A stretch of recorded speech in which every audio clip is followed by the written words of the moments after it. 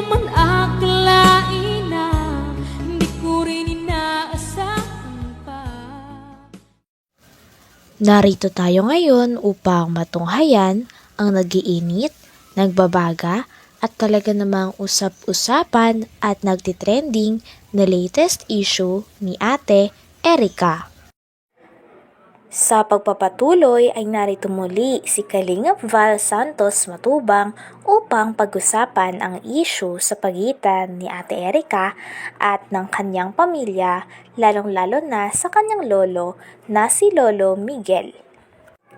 Dito din ay nakita nga at nalaman ni Kalingap Val at ng mga manonood na kasama din pala ang mama nila Ate Erica at Sheila May sa mga desisyon na ginagawa nila, lalong-lalo na sa pag-alis sa poder ni Lolo Miguel.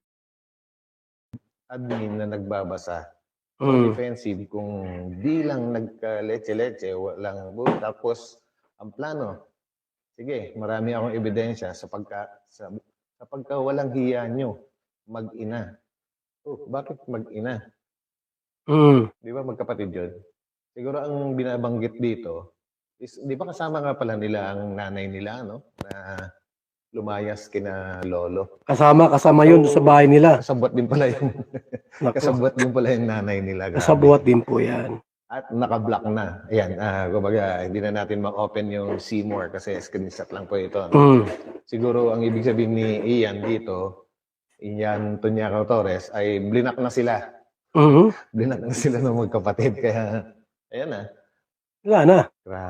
Grabe mga, grabe yung mga pangyayari. Grabe talaga.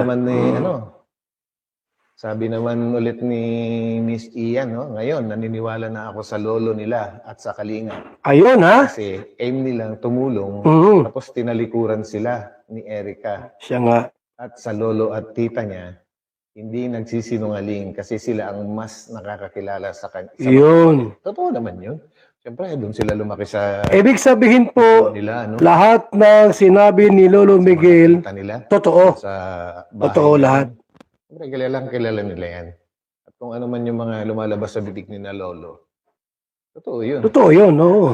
Alangan namang gawan nila ng Kwento. masamang kwento yung mga apo nila yung mga yan eh.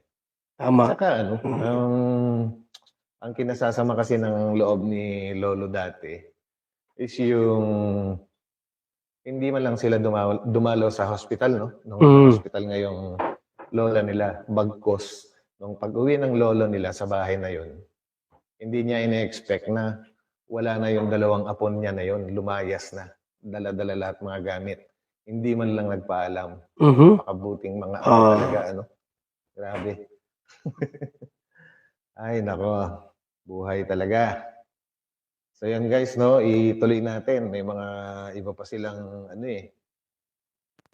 mga dito pinadala. So yan. Hindi po yan sulsol. Ugali na po talaga. Isa nga sa mga hinain ni Lolo Miguel ay ang pag-alis daw nila Ate Erica nang walang paalam. At pagkatapos daw nilang umalis sa bahay na nagpalaki at nag-araga sa kanila ay hindi na daw talaga nila ito binisita. Dumaan na ang ilang araw, linggo at buwan ay wala pa rin paramdam ang dalawa sa kanilang pamilya. Talagang nabuhay na sila ng hiwalay. Ngayong lola nila, bagkos.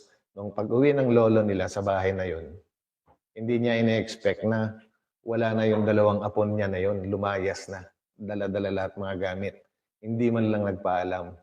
Makabuting mga apo talaga, Grabe. Ay, nako. Buhay talaga. So yan guys, no, ituloy natin. May mga iba pa silang mga dito pinadala. So yan. Hindi po yan sulsol. Ugali na po talaga nila yan. So ibig sabihin, napagtanto na ng Hilabers na talaga ugali na ng magkapatid. Yung manggamit para sa pera. Yan, tama yan. Saan pa sila magpadala? Totoo yung mga sinasabi ni Lolo Miguel. Saan pa sila nagpapadala sila basta pera. Grabe kasi nauso kasi yung mga text na ganito, yung mga hindi na buo. Kaya Nakakalito na minsan magbasa ng mga putol-putol. Parang si Barok na lang tayo ngayon. Sabi naman yes, real talk, 100%. So yan. Sabi naman ng isa, grabe ang pag-ugali ni May. Akala mo kung sino, hindi iniisip kung anong meron sila ngayon. Wala na po, talagang sirang-sira na sila, no? Pinaghirapan ng dugot pawis. Kung ano mang meron sila ngayon, tapos kung makasabi ng leche kay yan. Grabe. Samantala, pinagtatanggol sila sa mga bashers sa kanila. Ganun talaga. Hindi mo naman talaga in-expect. Sino ba may gustong gumawa niyan? Hindi ba sila rin? Lovers naman yung sumuporta sa kanila dati. Kaya umalis sila sa Kalingap eh. Di ba, guys? Sabi naman ng isa, baka wala nang pambili ng street foods. Pag-alagala sa Quiapo. Nako. Nakita ko sa post niya nung nakaraan. Sabi pa, 6 days na daw siya doon. Talaga naman.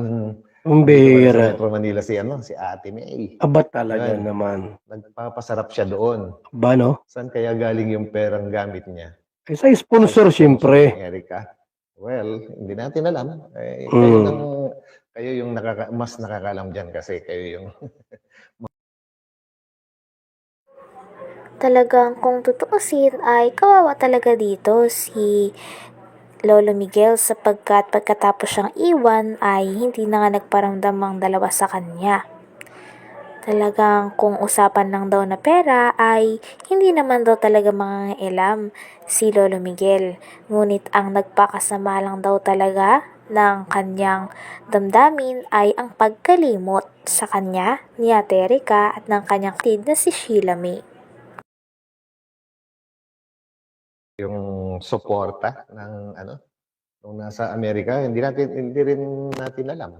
Kasi bakit sumasama pa sila sa iba-ibang grupo para magkapera nga daw. Sabi nung kanina dito, Yan guys, nako. Kaya tayo dapat mag-ingat sa mga tinutulungan dahil hindi lahat po ng mga tinutulungan